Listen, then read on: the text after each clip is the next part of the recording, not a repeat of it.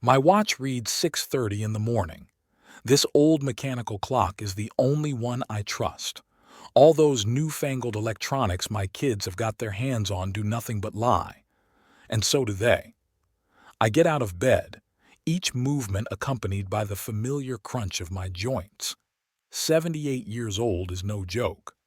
I put on a shabby robe and walk to the bathroom, trying to keep my footsteps as quiet as possible. Who am I kidding, though? Even if I rode my bike down the hallway, Shannon and Lionel wouldn't wake up. Waking up before noon is a crime against humanity in their eyes. My name is Perkins Wing. I've lived in this house in Norfolk for almost 50 years. This is where I grew old, where I buried my Martha, where I think I'll end up. But sometimes I think I'm already dead. It's just that no one has bothered to tell me. The bathroom on the first floor is my territory. It's the only place where I can be in relative peace without being met with disdainful stares. I shave carefully, as I've done all my life, with a dangerous razor. Lionel is always teasing, saying it's dangerous at my age, suggesting I buy an electric one. But I know it's not a matter of caring. They just need a bathroom. After shaving, I go into the kitchen. 7 in the morning is the perfect time. 2 more hours before any of my family deigns to crawl out of bed.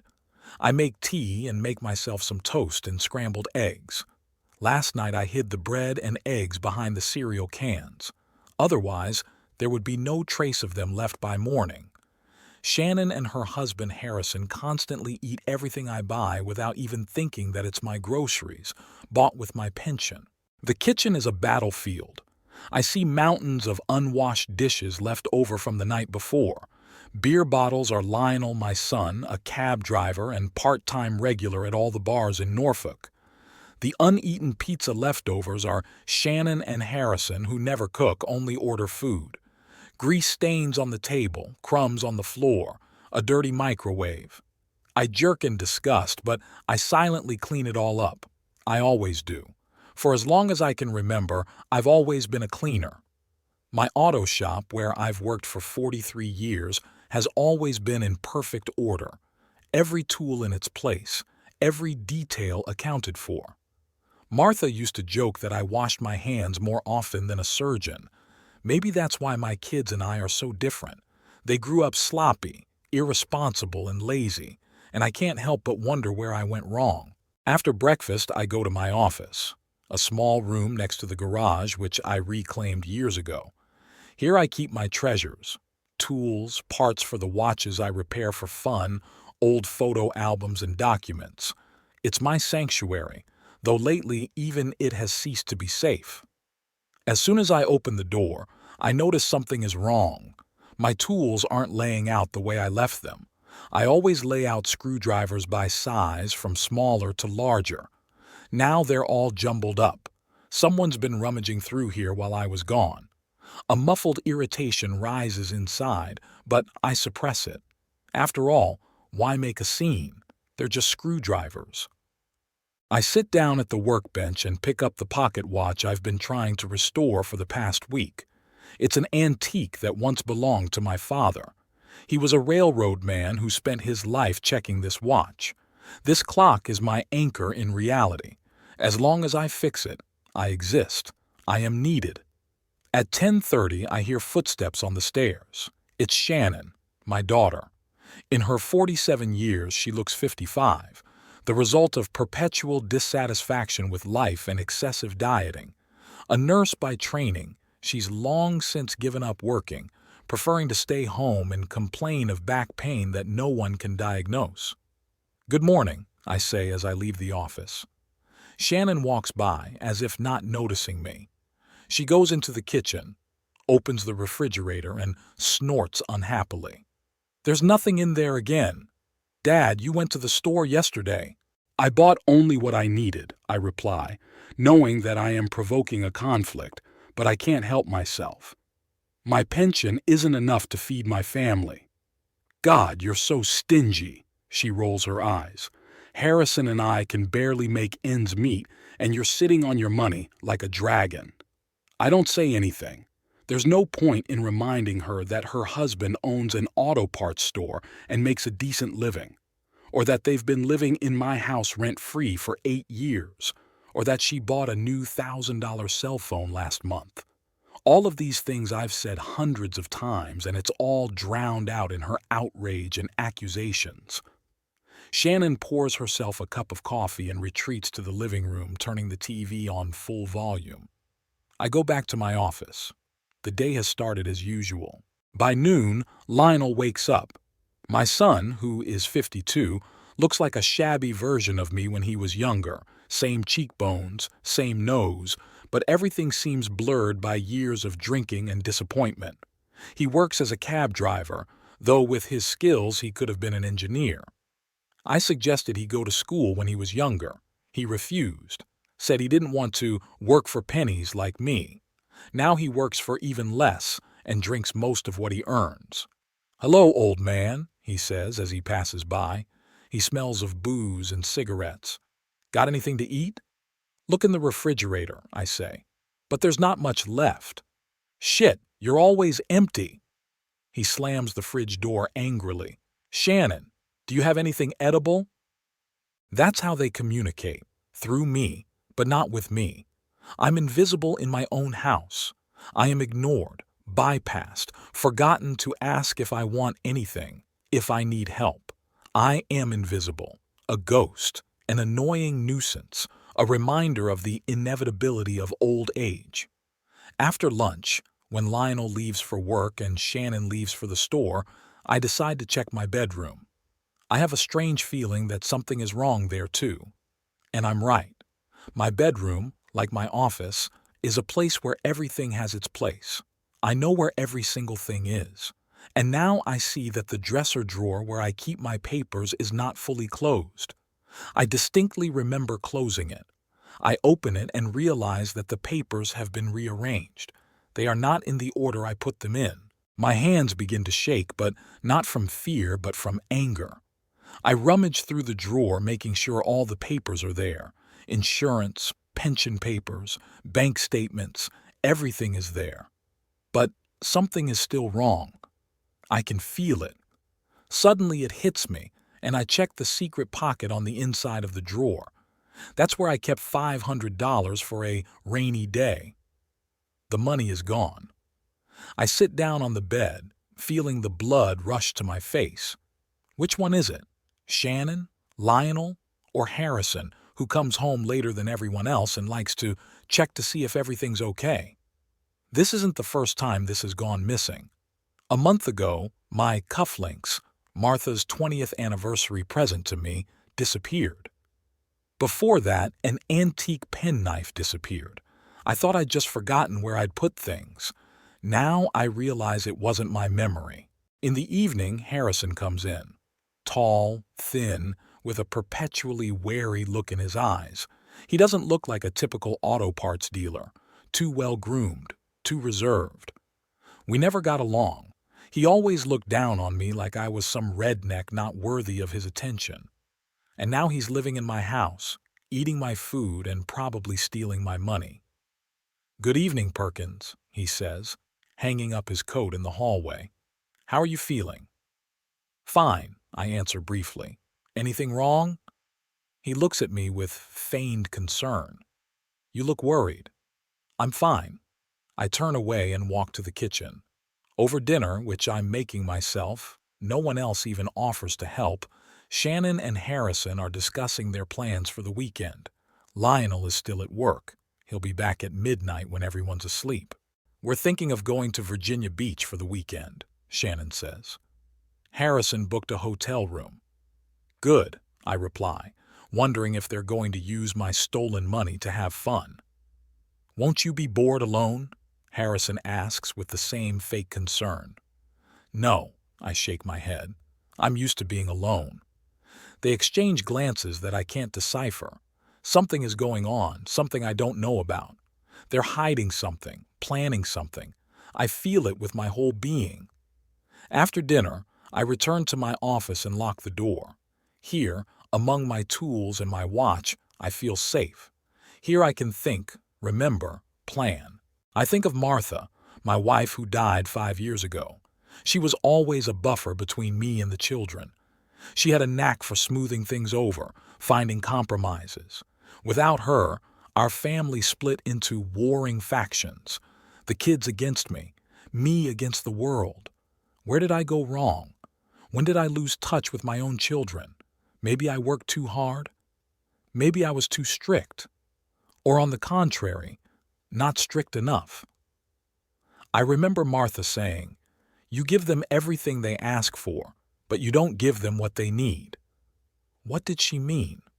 Love? Attention? I've always believed that love is shown in actions, not words. I provided for my family, fixed everything in the house, taught my children practical skills. Isn't that enough? I realize now that it wasn't. My kids needed something else that I couldn't or wouldn't give. And now it's too late. We are strangers to each other, living under the same roof by inertia and necessity. I pick up the photograph I always keep on my workbench. It's of all of us together, me, Martha, little Shannon, and Lionel. We're on the beach, all smiles. I was 40 at the time, full of vigor and confidence in the future. What happened to that man? Where did that family go?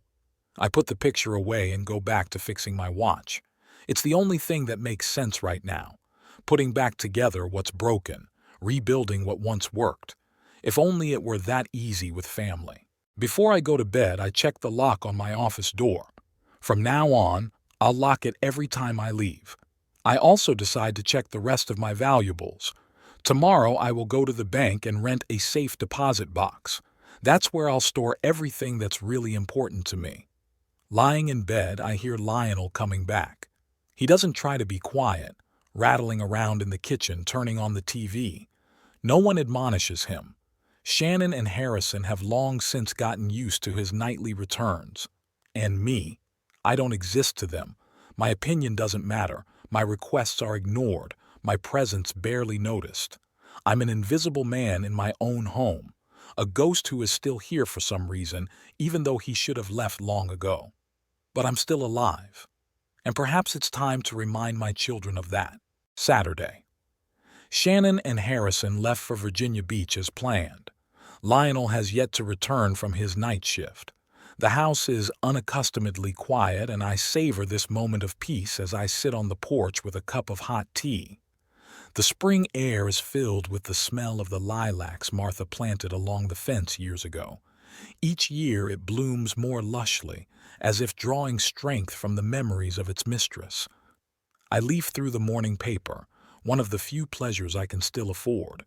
Internet news doesn't appeal to me. Too much noise, too few facts. In my 78, I prefer to cling to the habits that have shaped me as a person. Suddenly, my gaze clings to an article in the local news section. Norfolk raises utility rates. I read more carefully. Water and electric fees have gone up 15% as of April 1st.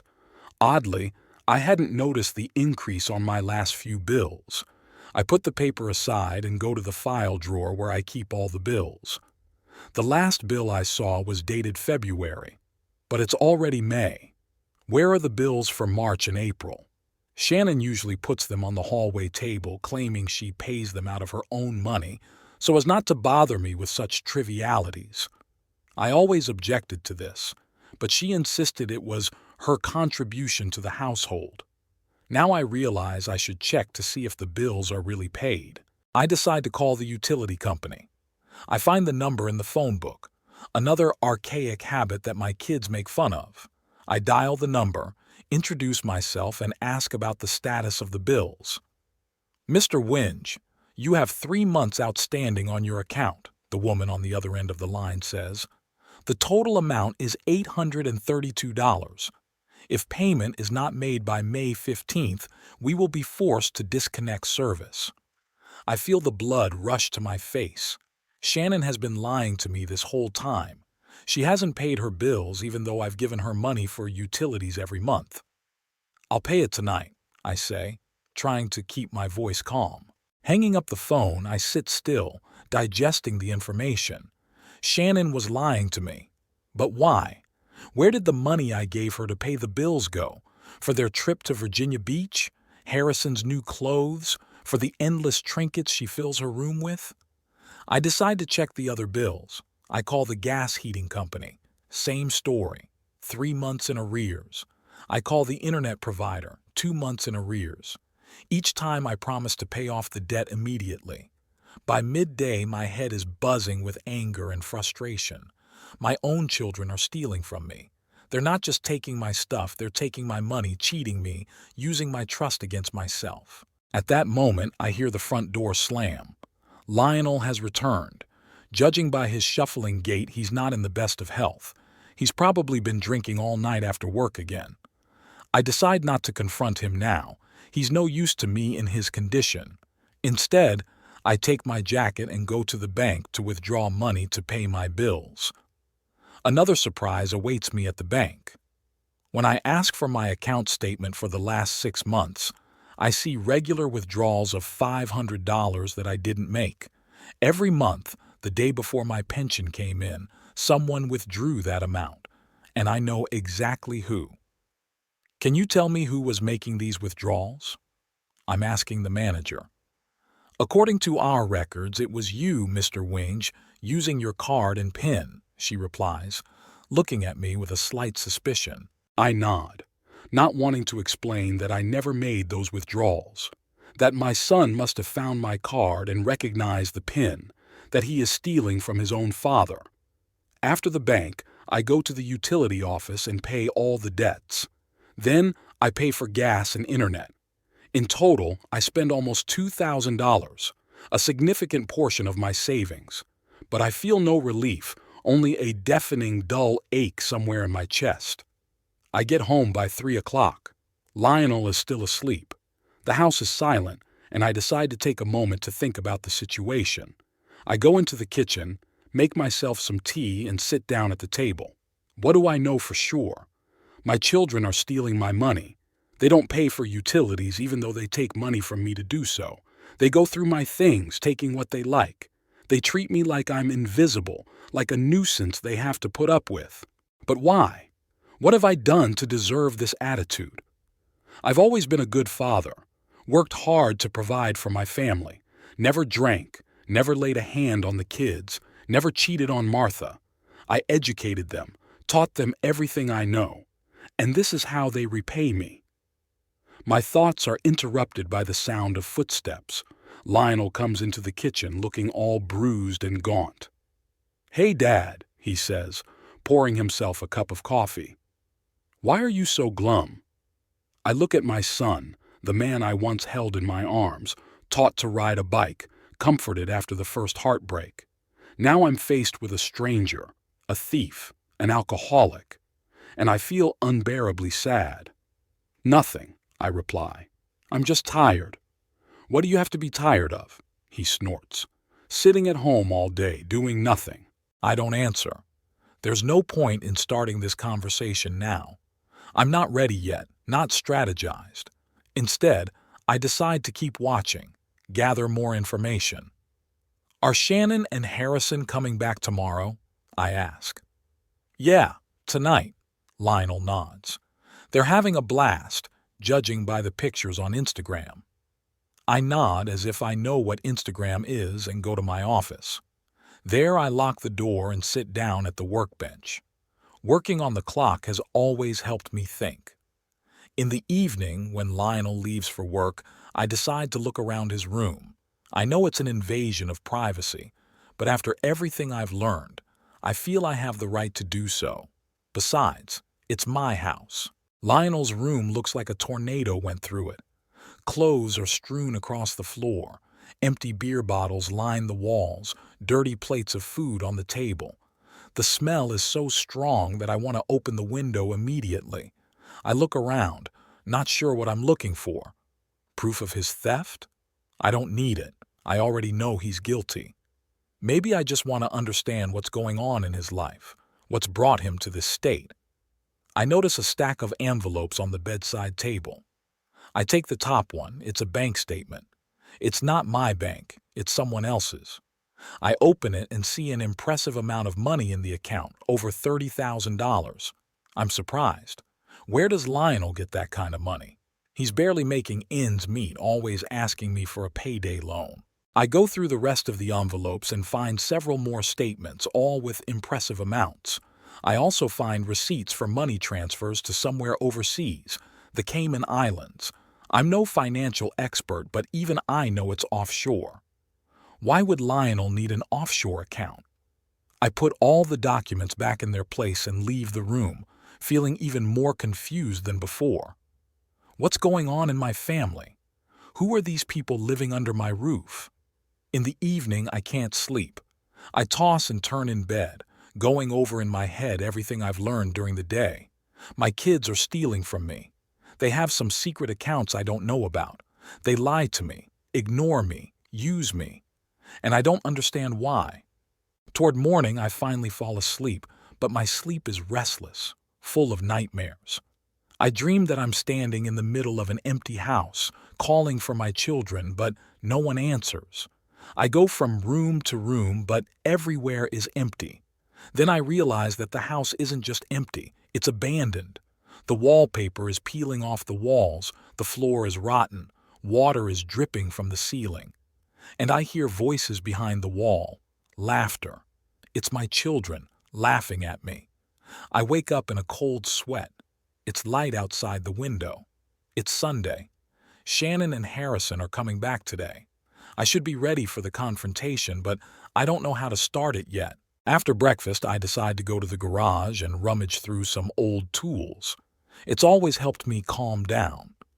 In the far corner, behind the workbench, I notice a box that wasn't here before. I open it and freeze in amazement. The box is full of my things. A watch that I thought was lost, cufflinks from Martha, a penknife, an old coin collection that I've collected all my life. Everything that's gone missing over the years is stacked here like a safe. But why? Why would Lionel steal my stuff just to hide it in the garage? Is this some twisted form of control, or was he going to sell it but didn't have time? I decide to put the stuff back where it belongs. Let him think I didn't notice anything. For now. By evening, Shannon and Harrison return. They look rested and satisfied. Shannon even brings me a souvenir, a fridge magnet with a view of Virginia Beach. Such a cheap gesture, almost insulting in light of what I now know.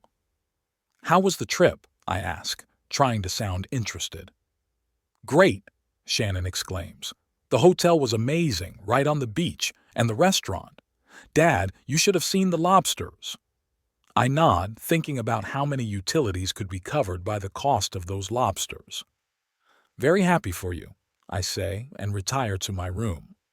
Later that evening, as I go into the kitchen to get tea, I hear a muffled conversation in the living room. Shannon and Harrison haven't noticed me, and I stop in the shadows of the hallway, listening. "We're going to have to decide something soon," Harrison says. "He's getting more and more suspicious."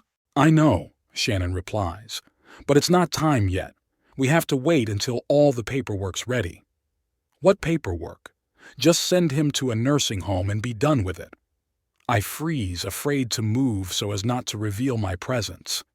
"It's not that easy," Shannon sighed. "We need his consent or a medical opinion that he's incompetent, and he's still out of his goddamn mind." "Then buy that report." Harrison is clearly annoyed. "You know doctors. Pay someone." "Where's the money coming from?" Shannon snapped at me. "We're barely making ends meet as it is." Harrison snorts, "Oh, come on, don't be so pompous. We've got money. We'll have more when we sell this house." "Sell the house? My house?"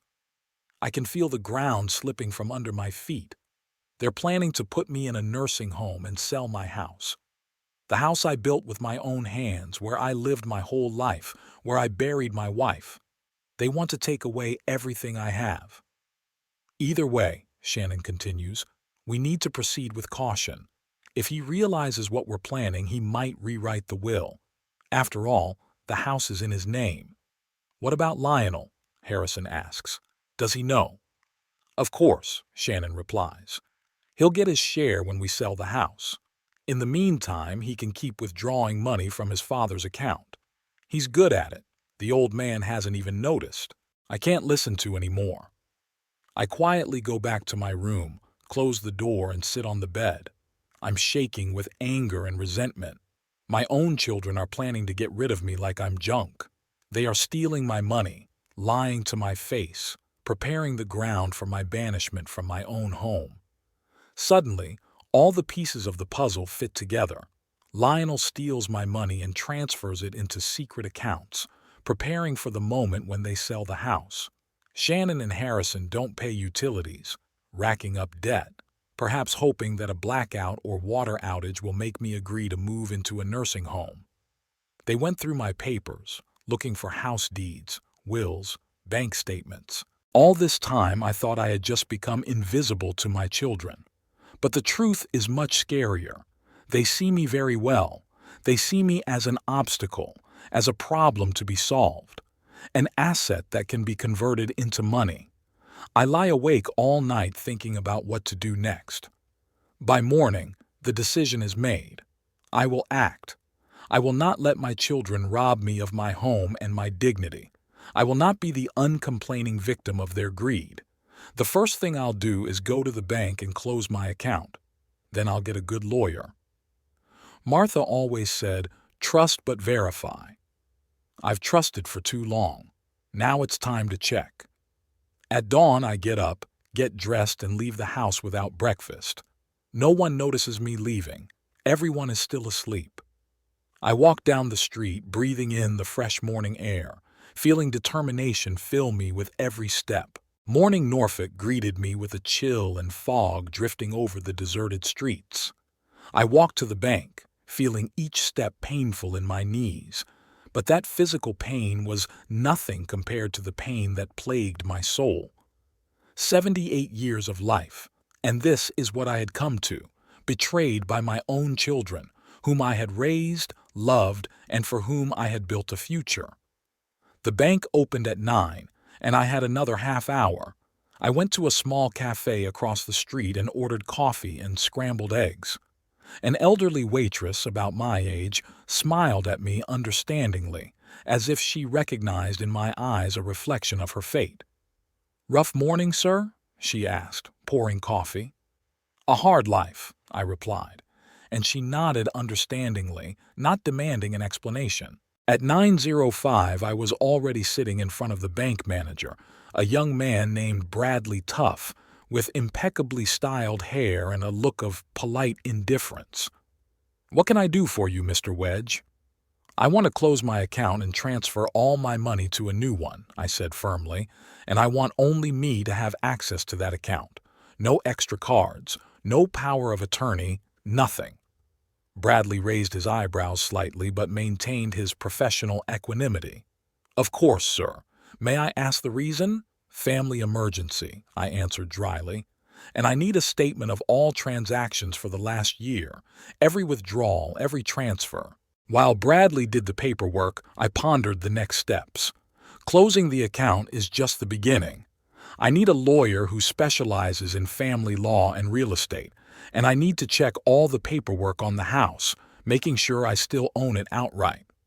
With a new bank card in my pocket and a thick folder of statements under my arm, I headed to Holt & Associates, a law firm 3 blocks from the bank.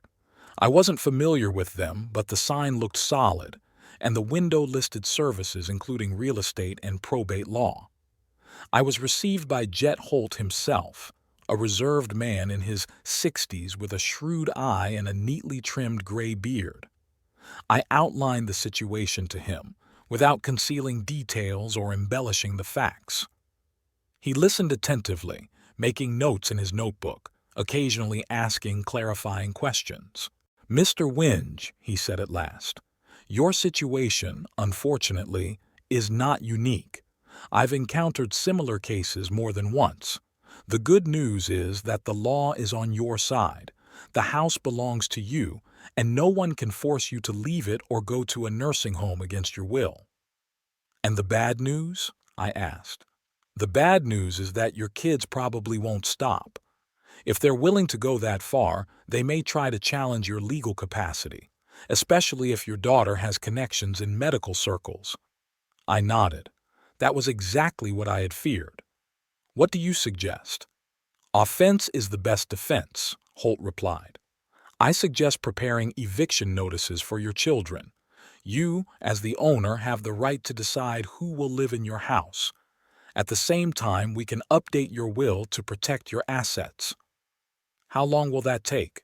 I can prepare the notices today. As for eviction, by law they must be given at least 30 days. I've been thinking. A month under the same roof with people who plan to put me in a nursing home. It wasn't going to be easy. Okay, I finally said. Let's start with the notifications. Holt and I spent the next few hours working on the paperwork. I gave him all the information he needed, including the full names of Shannon, Harrison, and Lionel, their dates of birth, and how long they had lived in my home. We also discussed updating the will, and I decided to exclude the children as heirs. Instead, I decided to bequeath the house to a local homeless animal shelter. Martha had always wanted to help abandoned dogs and cats. When I walked out of Holt's office, it was almost 3 o'clock on the clock. I was holding a folder with 3 official eviction notices, signed by a lawyer and stamped with the firm's seal. I felt strange, devastated, and yet filled with determination. On the way home, I stopped by one more place, the utility office. There, I not only confirmed that all previous debts were cleared, but I paid my bills 3 months in advance. I also changed my contact information so that all notifications would come directly to me instead of through Shannon. I got home around 5 in the evening. Shannon and Harrison were watching TV in the living room, and Lionel was fiddling around in the kitchen from the sounds of it. No one even asked where I'd been all day. "Good evening," I said, entering the living room. My voice sounded more confident than I felt.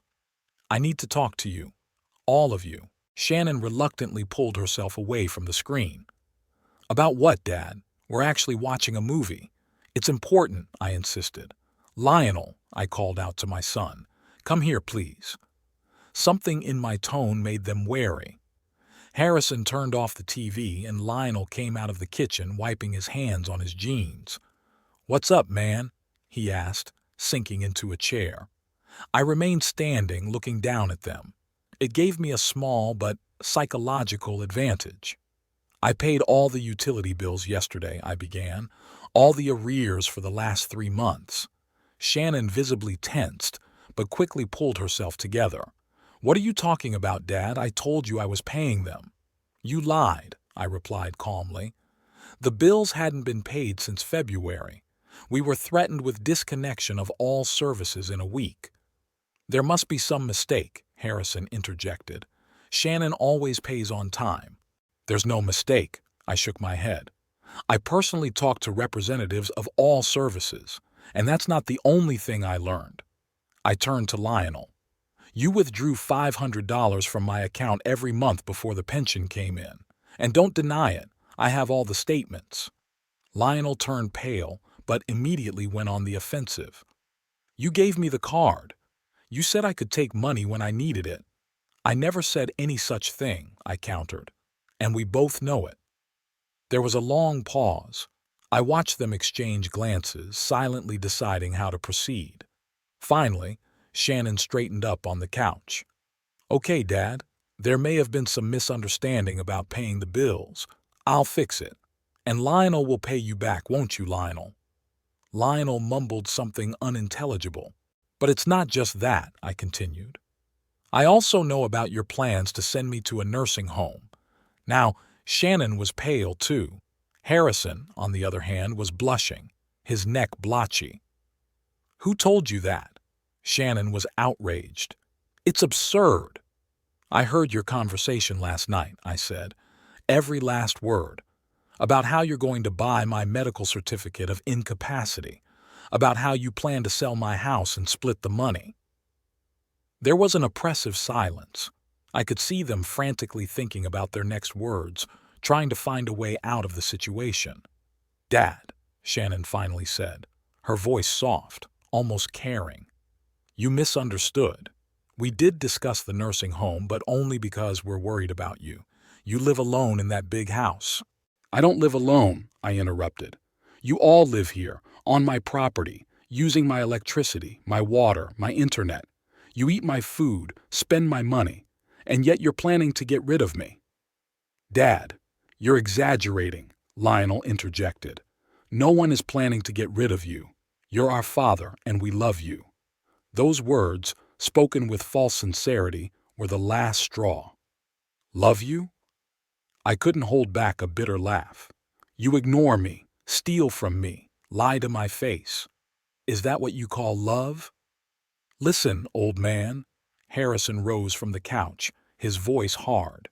"You're out of line. We tolerate your quirks, your nagging, your paranoia. We care about you, even though you do nothing to make our lives easier." "Care?" I took a step toward him. "You've lived in my house for free for 8 years. I haven't seen a dime of rent from you, not a single word of thanks. You treat me like a nuisance, like an old piece of junk you should get rid of." "Because I am," Shannon shouted, her face contorted with anger. "You've always been a terrible father, always working, never had time for us. And now you're playing the victim." "I worked so that you could have a decent life," I argued, feeling a wave of anger rising inside me. "So you could have an education, a roof over your head, food on the table." "We didn't need your roof and your food," Shannon shouted. "We needed a father, someone who would listen, who would support, who would understand. And you were always cold, distant, busy with your damn machines and tools." "Stop it, Shannon." Harrison tried to calm her down, but she couldn't stop herself. "No, let her know. Let her know what it was like to grow up with a father who thought his only responsibility was to bring home money, who didn't come to school concerts, didn't remember birthdays, wasn't interested in our problems." I stood stunned by her words. Was this really how they saw me?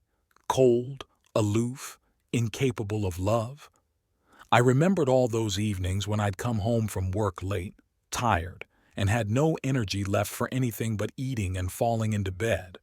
All those weekends spent in the garage fixing the neighbors' cars for extra money instead of being with the kids. But didn't I do all that for them? Didn't I want them to have more opportunities than I had? "If I've been such a terrible father," I said quietly, "why are you here? Why are you living in my house, eating my food, spending my money?" "Because we have nowhere else to go," Lionel shouted, jumping up from his chair. "Do you think we'd choose to live with you if we had a choice? I'd rather sleep under a bridge." "So you don't want me?" I asked. "You just want my house, my money?" "Yes," Shannon screamed. "Hell, yeah, we don't need you. We never needed you. Just your money, just this roof over your head." "Thank you for your honesty," I said, trying to keep my voice from shaking. "In that case here." I took 3 envelopes out of my pocket and put them on the coffee table. "What are these?" Harrison asked warily. "Eviction notices," I answered. "You have 30 days to move out." There was a stunned silence for a second, and then everyone spoke at the same time. "You can't do this!" Shannon shouted. "This is our house!" Lionel echoed her. "This is my house," I said firmly, "and I don't want you here anymore." Harrison grabbed one of the envelopes, tore it open, and looked through the contents. "Is this some kind of joke?" He threw the papers in my face. "You think we're going to take this seriously?" "The notices are legally binding," I replied. "If you don't move out within 30 days, I'll sue. You wouldn't dare." Shannon jumped up from the couch and came so close to me that I could feel her breath on my face. "We are your children, your blood. You stopped being my children the moment you decided to put me in a nursing home and sell my house," I replied, not backing down a step. "Get out!" she shouted, pushing me in the chest.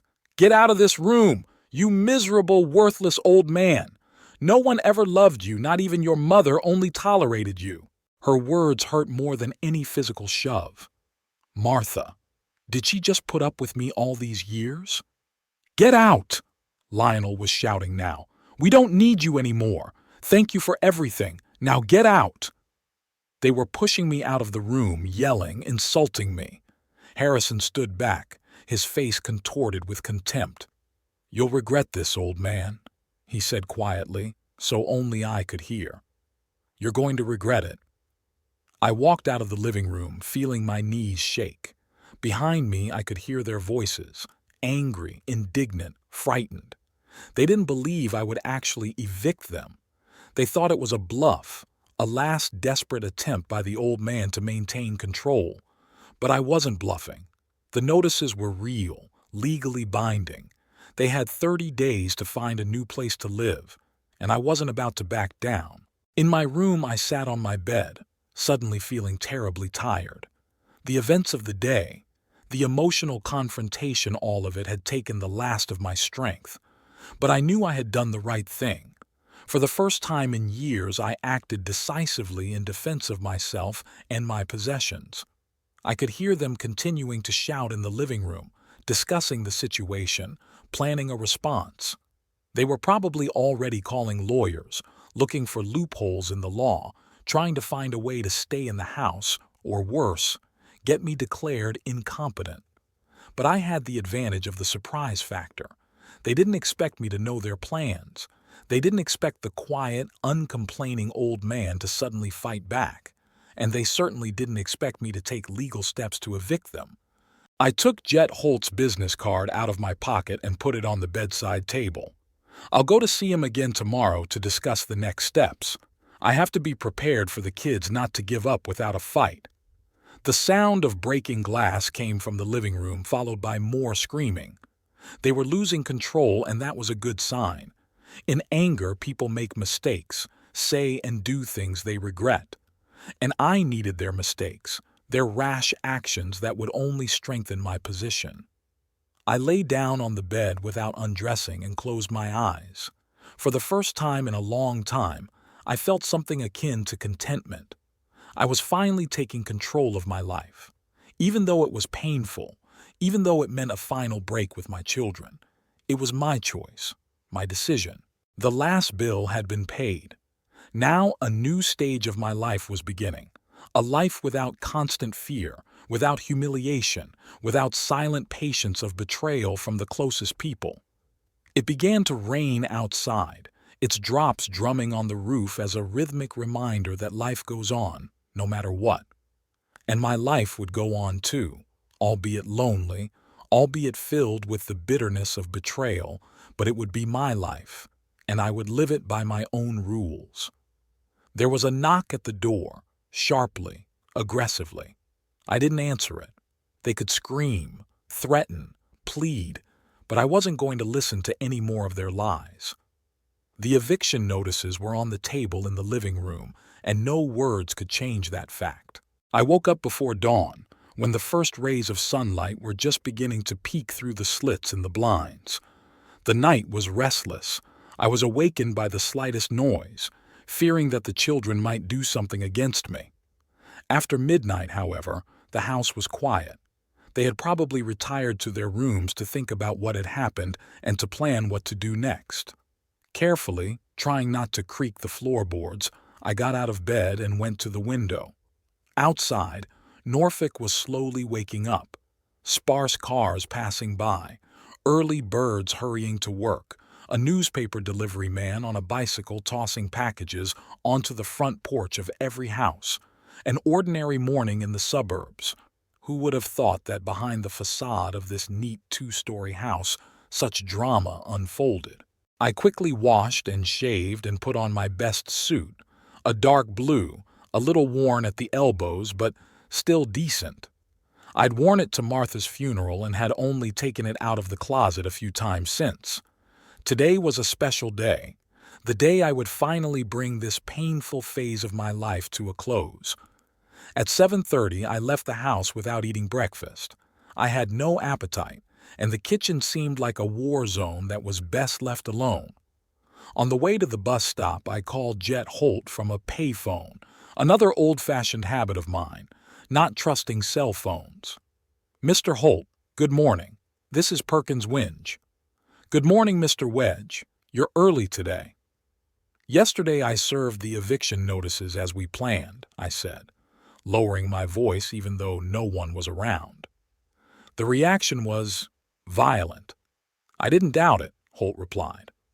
Are you all right? They didn't threaten you? Verbally, yes. Physically, no. But I don't feel safe in my own house. I understand that. Well, we can expedite the probate process. And if you'd like, I could accompany you home tonight. My presence might, cool the spirits of your children. I was relieved. The idea of coming home with a lawyer seemed very appealing. I'd appreciate it, Mr. Holt. And there's something else I'd like to talk to you about. In person. Sure. When can you come to the office? In an hour, if that's okay with you. That's fine. I'll be waiting for you. I hung up the phone and headed for the bus stop. The bus came right on time, and in 20 minutes I was already entering the office of Holt and Associates. Jet Holt greeted me with the same reserved affability as yesterday. He led me into his office, offered me coffee, which I gratefully accepted. The morning chill was still there, though the room was warm. So, Mr. Winge, Holt began as we settled into our chairs, you mentioned that you wanted to discuss something else. I took a deep breath. What I was about to do was a drastic step, but I didn't see any other way out. I want to sell the house, I said. Holt raised an eyebrow slightly, the only sign of surprise he allowed himself. Are you sure? From what I understood from our conversation yesterday, this house means a lot to you. It did, I corrected him. Now it's filled with nothing but bitter memories. I can't stay there. Every corner will remind me of the betrayal. Holt nodded. I understand. Well, selling is your right. Do you have a buyer in mind? No, but I'd like to sell the house as soon as possible. And there's one other condition. I want to retain the right to live in it for life. That will make it difficult to sell, Holt said.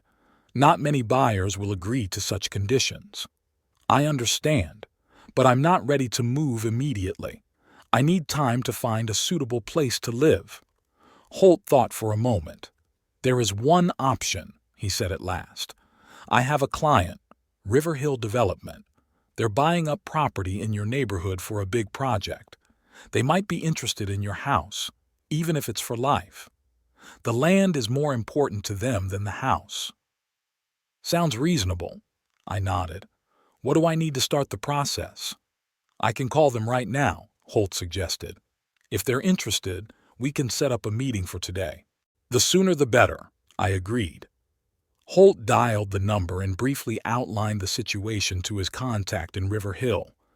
Judging by his remarks, the interest was immediate. They can send a representative by 2 o'clock, Holt said, hanging up the phone. That gives us time to update your will and prepare all the necessary documents for a potential sale. For the next few hours, Holt and I worked on the paperwork.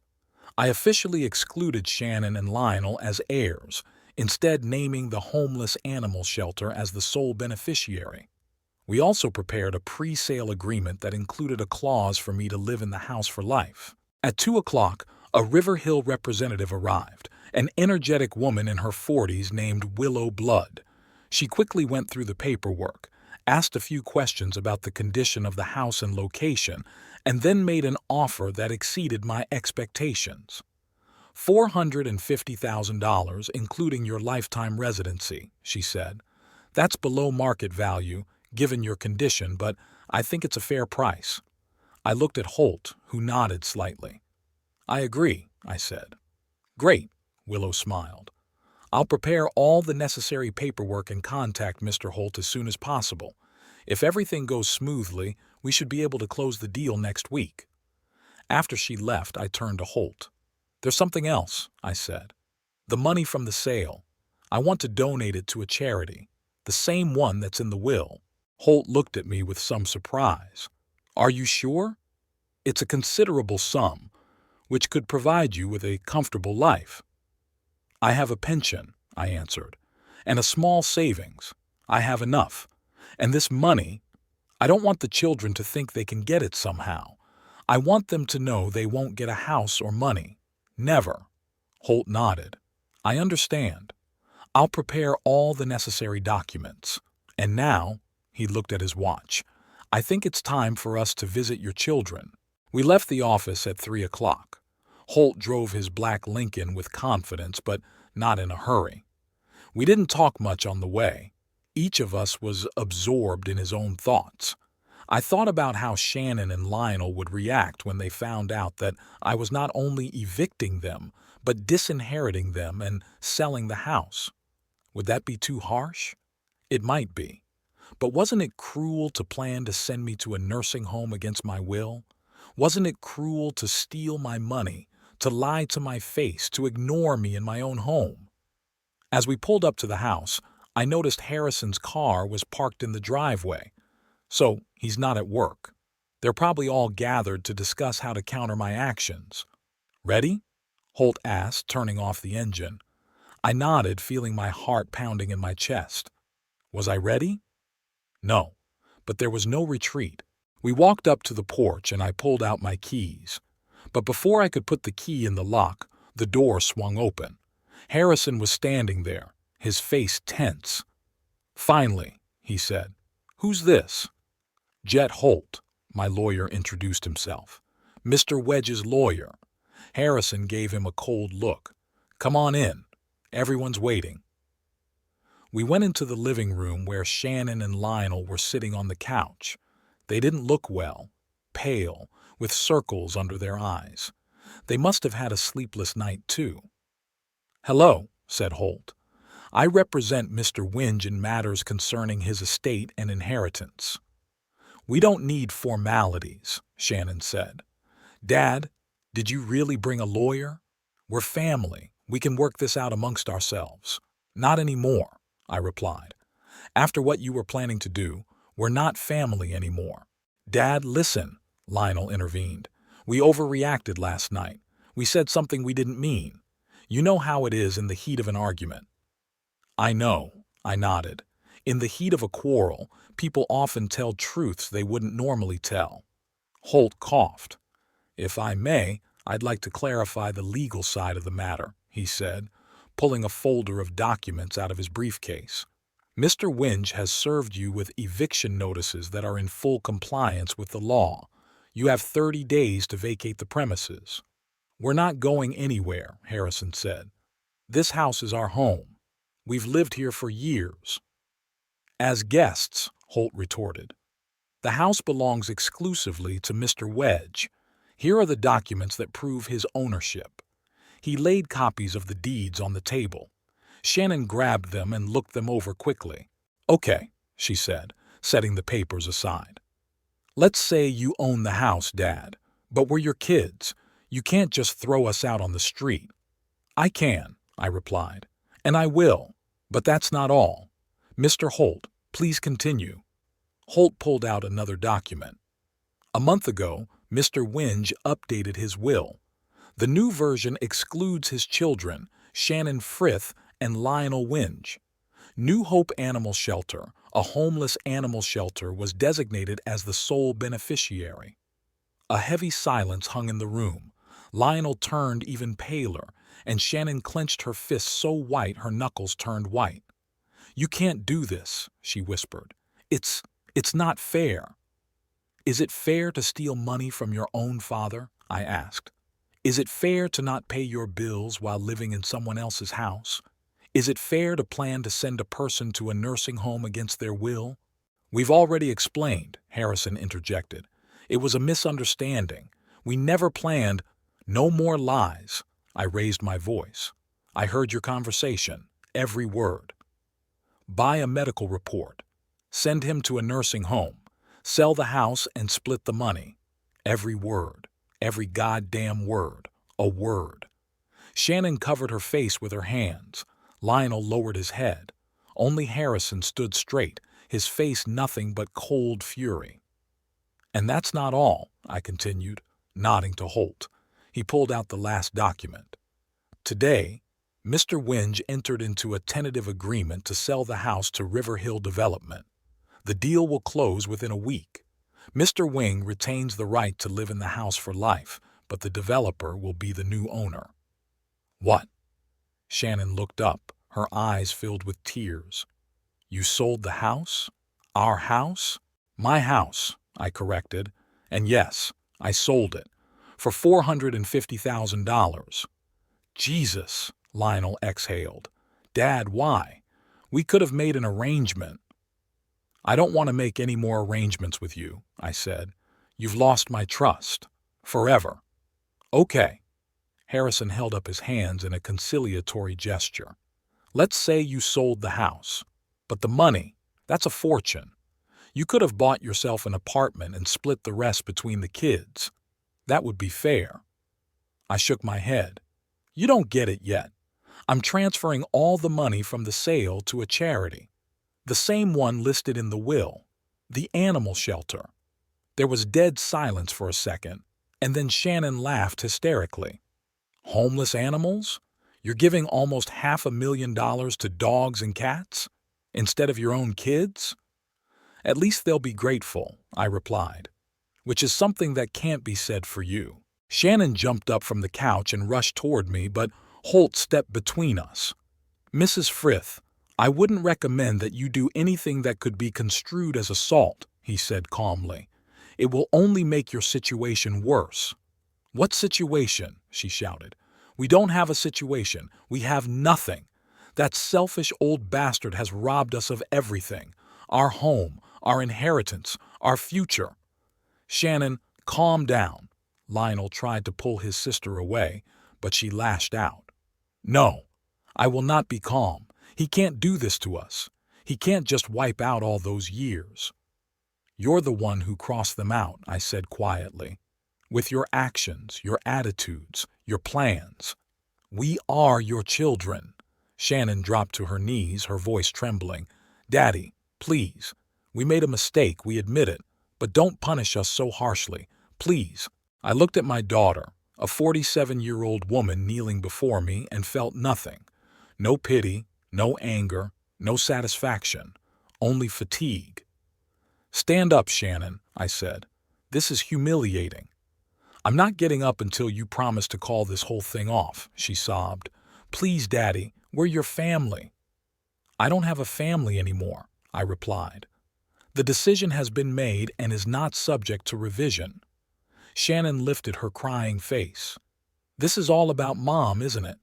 You're doing this because she loved us more than you? Because you were jealous of our closeness to her? I felt something tighten in my chest. Martha really was closer to the kids than I was. She knew how to connect with them, how to listen, to understand, to forgive. But I never envied that. On the contrary, I was glad my children had such a mother. It has nothing to do with your mother, I said. It only has to do with your actions and my reaction to them. He's right, Shannon, Lionel said suddenly. We've brought this on ourselves. We were only thinking about ourselves, about money, about the house, not about him. Shannon looked at her brother in disbelief. You're on his side? After everything he's done? I'm not on anyone's side, Lionel replied. I'm just saying we deserved it. Maybe not as harsh a punishment, but definitely something. Harrison, who had been silent all this time, suddenly intervened. Enough of this circus, he said sharply. Shannon, get up. We're not going to humiliate ourselves in front of him. He walked over to his wife and helped her up. You know what, Perkins? He continued, looking me straight in the eye. You do whatever you want. Sell the house, give the money to the dogs, throw us out on the street. But remember, when you're lying there alone, sick and useless, we won't come. When you die, there will be no one to hold your hand. You'll die alone, just like you lived. I'd rather die alone than surrounded by people waiting for you to die so they can split the inheritance, I replied. Harrison pursed his lips in a contemptuous grin. Come on, Shannon. We need to start looking for a new place to live. He turned to Lionel. Are you coming? Lionel hesitated, shifting his gaze from me to Harrison and back again. I don't know, he said finally. I need to think. Think fast, Harrison said. You have 30 days to move out. We all do. He took Shannon under his arm and led her out of the room. We heard them go up the stairs, the slamming of their bedroom door, Lionel was left standing in the middle of the living room looking lost and vulnerable. "Dad," he started, but I held up my hand, stopping him. "Don't, Lionel. Whatever you say now won't change anything. You were in this with them. You stole my money. You went along with their plans to send me to a nursing home. You're just as guilty as they are." Lionel lowered his head. "I know. And I'm not apologizing. It's just, I want you to know that I'm sorry.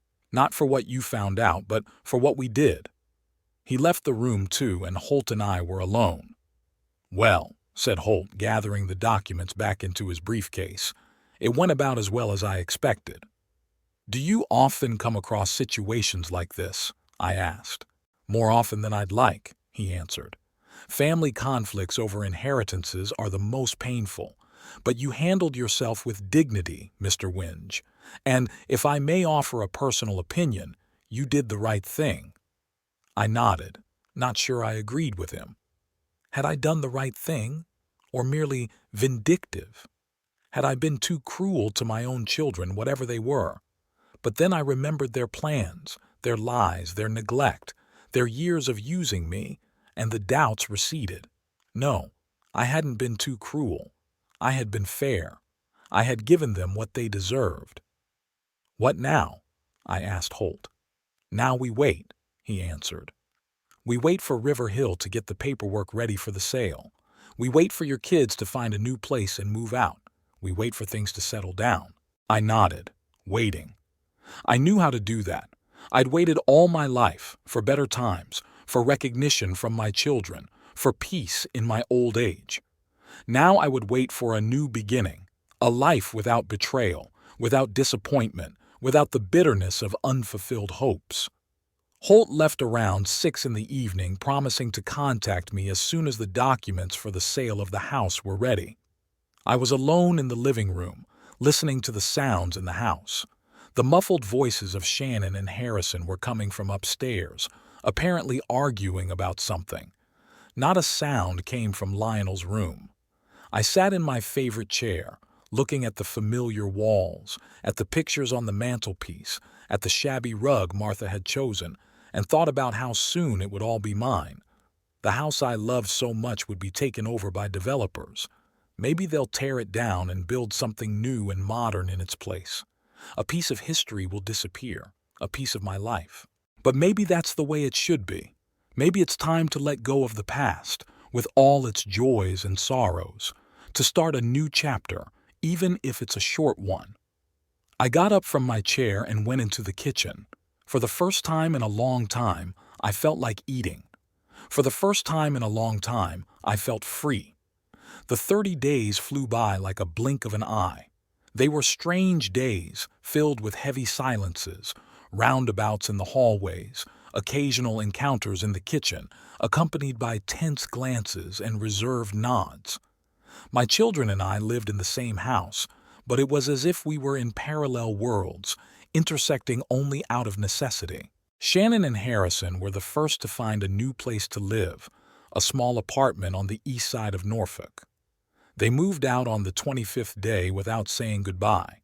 I knew they were leaving only by the sound of the front door closing and the rumble of the engine of their car taking the last of the boxes of belongings away. Lionel held on to the last of it. Several times he tried to talk to me, to start some kind of conversation, not about forgiveness. No, he knew that was impossible, but just about something, about the weather, about the news, about some trivia. I answered briefly, restrained, not keeping the conversation going. I had nothing more to say to him. On the 29th day, he came to me for the last time. "I'm leaving tomorrow," he said, standing in the doorway of my office. "I found a room at a friend's house." I nodded, keeping my eyes on the watch I was fixing. "Good. Dad," he paused, choosing his words, "I know you won't forgive us, and you'd probably be right. But I want you to know that I'm really sorry, not for getting caught, but for what we did." I lifted my eyes and looked at my son. At 52, he looked aged, battered by life. Deep wrinkles furrowed his face, and gray was silvery in his hair. Once he had been a handsome boy with bright eyes and an open smile. Once he had a future. "I know, Lionel," I replied, "and that makes it all the sadder." He nodded, realizing that was the most he could hope for. "Good luck to you," he said quietly, and left the room. The next day, when the eviction notice expired, I sat on the veranda and watched Lionel load his few belongings into the shabby sedan. He did it slowly, as if he were delaying the moment of saying goodbye to the house he'd grown up in. When the last box was stowed in the trunk, he turned and looked at me. I nodded at him, not to apologize, but to say goodbye. He nodded back, got in his car, and drove away. So I was alone in the big, empty house. The first few days of being alone were strange. I was used to the constant presence of other people, to the sounds of their footsteps, voices, music, the noise of the television. Now the house was immersed in silence, broken only by the ticking of the clock and the creaking of the floorboards beneath my feet. I wandered through the rooms that used to be occupied by the children and had mixed feelings. On the one hand, I felt bitterness at the fact that everything had ended so sadly, that the people I loved were capable of betrayal. On the other, relief, even a kind of liberation. No more pretending that everything was all right. No more having to put up with neglect and lies. I could finally live the life I wanted to live. On the fourth day of my loneliness, the doorbell rang. Jet Holt stood on the doorstep with a file folder. "Good afternoon, Mr. Winge," he said. "I'm here to tell you that the River Hill development deal is closed. Here's your copy of the contract and a check for the transfer to the charity." I invited him in, and we sat down in the living room. Holt explained the details of the deal, confirmed that my right to live for life was in the contract, and that the money had already been transferred to the homeless animal shelter. "You know," he said, finishing the official part, "the director of the shelter was very touched by your donation. She asked me to tell you that thanks to you they will be able to expand the facility, buy new equipment, and save many more animals." I nodded, feeling strangely satisfied. At least my money would go to a good cause. "And what happens to the house after—" I hesitated, not wanting to say, "after I die." "After the end of your lifetime residence," Holt finished tactfully. "River Hill plans to demolish the house and build part of a new residential complex, but that's a long way off. In the meantime, the house is all yours." When Holt left, I sat looking at the signed documents for a long time. It was over. The house no longer belonged to me, though I could live in it for the rest of my life. The children were no longer allowed to cross the threshold of the house. The will was changed. The money was transferred. All ties were severed. A strange feeling came over me. Not grief, not joy, but something in between. As if I'd closed a heavy door and turned the key, cutting off a part of my life. A painful part, but still mine. I woke up the next morning with an unusual clarity of thought. I knew what I wanted to do next. Lionel's room, the brightest in the house with windows facing east, was perfect for a workshop. I'd always dreamed of a spacious room where I could do watch repair, a long-time hobby that had grown into a real passion after retirement. I spent the day moving tools and parts from my small office to the new workshop. I set up workbenches, adjusted lights, and organized boxes of parts. This physical work helped him not to think about the emptiness of the house, the broken relationships, the uncertain future. By evening, the workshop was ready. I was sitting at the main workbench, admiring the result of my labors when I heard a knock at the door. Had one of the children decided to return? My heart clenched at the thought. I wasn't ready for another confrontation. But on the doorstep stood an unfamiliar older man about my age, with a neatly trimmed gray beard and shrewd eyes behind old-fashioned glasses. "Good evening," he said. "My name is Renford Gimble. I'm your neighbor across the street, number 17. I shook the outstretched hand. "Perkins Wedge. I apologize for not introducing myself sooner." "Oh, I only moved in 3 weeks ago," Renford said with a wave of his hand. "I bought the house from the Thompsons when they decided to move to Florida." I nodded. The Thompson family had lived across the street for years, but we rarely spoke to each other. They were much younger, with small children always in a hurry. "I noticed that you were alone," Renford continued.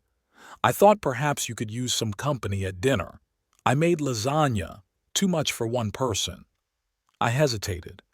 It had been a long time since anyone had asked me to dinner, and I was used to social interactions.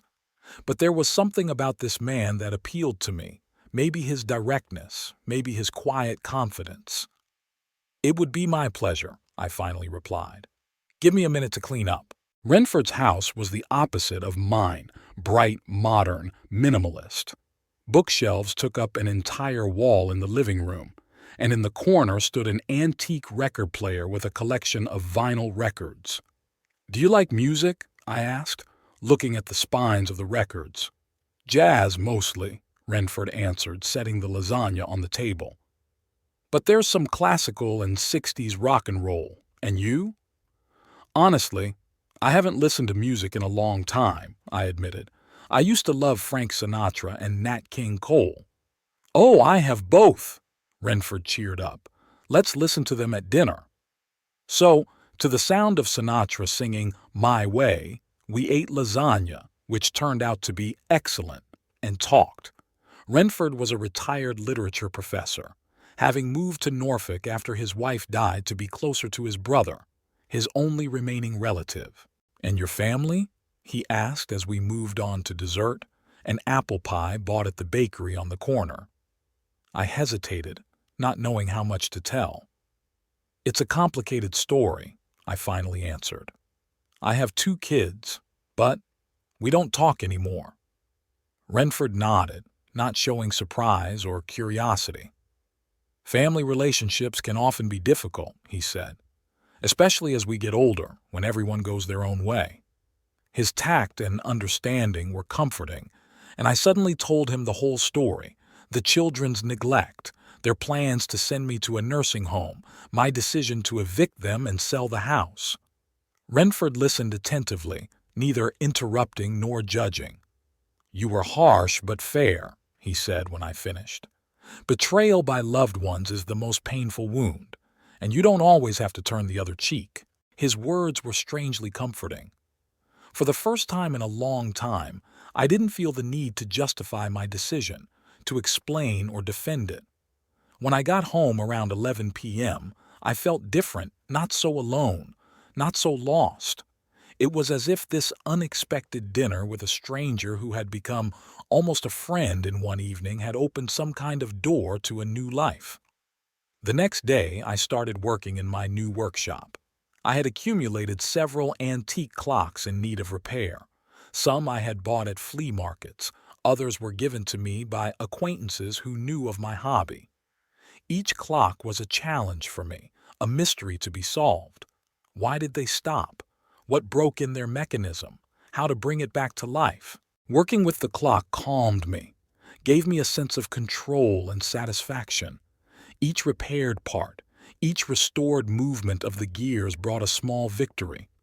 And at the end, the special pleasure of the ticking sound, of knowing that I had brought something back to life that was thought to be hopelessly broken.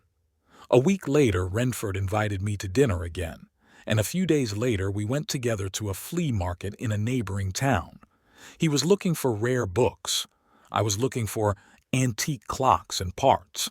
We spent an entire day rummaging through dusty boxes, talking to vendors, haggling, and sharing our finds. It was fun, a word that has long since disappeared from my vocabulary. At the end of May, I decided to check out the homeless animal shelter to which I had donated the money from the sale of my house.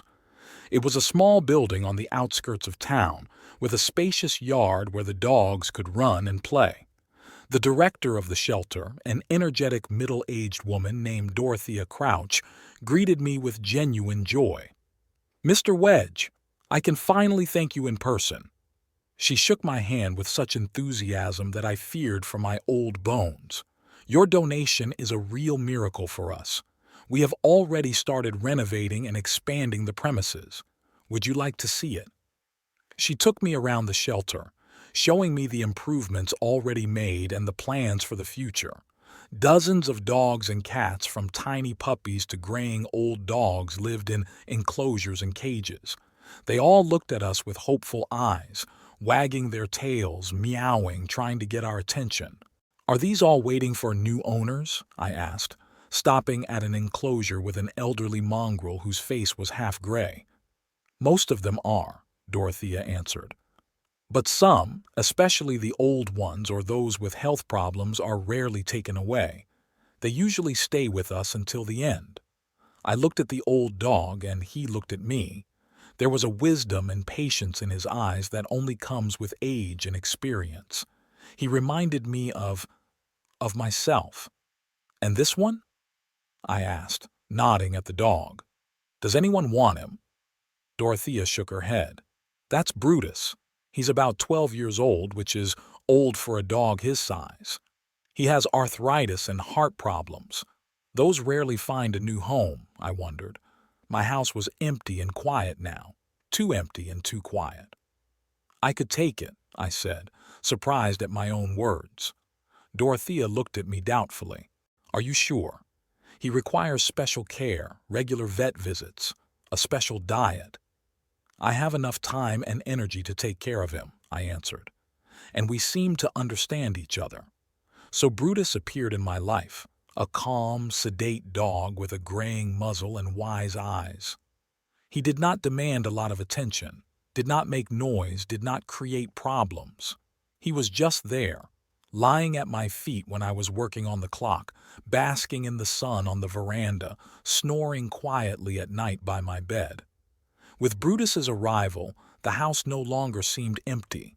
There was life in it again, though not human life. Sometimes, looking at the sleeping dog, I thought of the strange irony of fate. I had disinherited my own children in favor of a homeless animal shelter, and now one of those animals was closer to me than my own blood. By midsummer, I had established a certain rhythm of life. A walk with Brutus in the morning, slow and leisurely given our shared arthritis. Then work in the workshop on the clock.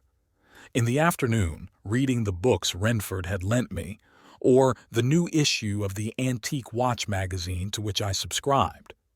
In the evening, sometimes dinner with Renford, sometimes a quiet evening at home with Brutus and the TV. It was a simple life, without drama or conflict, without betrayal or disappointment, a life where I could finally be myself without trying to conform to anyone else's expectations or demands. One evening, sitting on the veranda with Renford and watching the sunset, I asked him, "Do you never regret the past, about the decisions you've made?" Renford hesitated, stroking his beard. "Do I? Sometimes. But not about the decisions, but about the time I wasted on useless worries, on trying to please those who didn't appreciate it. Years spent chasing other people's dreams instead of my own." I nodded, realizing what he was talking about. "You know," Renford continued, "there's a technique in literature called anagnorisis, a moment of realization, an epiphany when the hero suddenly realizes the truth about himself or others. This moment is often painful but necessary for growth and change. I think you survived your anagnorisis, Perkins, and came out of it stronger." I've never been great with literary terms, but I understood what he was saying. Yes, I had experienced a painful epiphany, seeing the truth about my children, about myself, about our so-called family, and that epiphany, bitter as it was, set me free. "I have no regrets," I said, and it was true. I don't regret knowing the truth. I don't regret acting decisively. The only thing I regret is the years wasted on a relationship that was never real. Brutus, who was lying at my feet, lifted his head and rested it on my knee as if for support. I stroked his gray muzzle. But now I had a new life. Not a perfect one, not what I had envisioned old age to be like, but real, my own. Renford raised his glass of lemonade. "To a new life, Perkins. To honesty with yourself and others. Here's to the courage to be yourself, even if it means being alone. I raised my glass, and we clinked glasses. To a new life, I repeated, looking up at the sunset that colored the Norfolk sky in shades of gold and purple. Life went on, not as I expected, not as I planned, but perhaps exactly as I needed it to be. A life for myself, without compromise or pretense. A life with Brutus, with my new friend Renford, with my watch and my books. A life in which I was finally not a ghost in my own house, but a full human being deserving of respect and peace. And if sometimes, in the quiet hours of the night, I felt sad about what might have been if the kids and I had been a real family, I just stroked Brutus's warm fur and reminded myself, the past is the past. Now I have the present, and maybe a few more years of the future, and I will live them in my own way, not for ungrateful children, but for myself.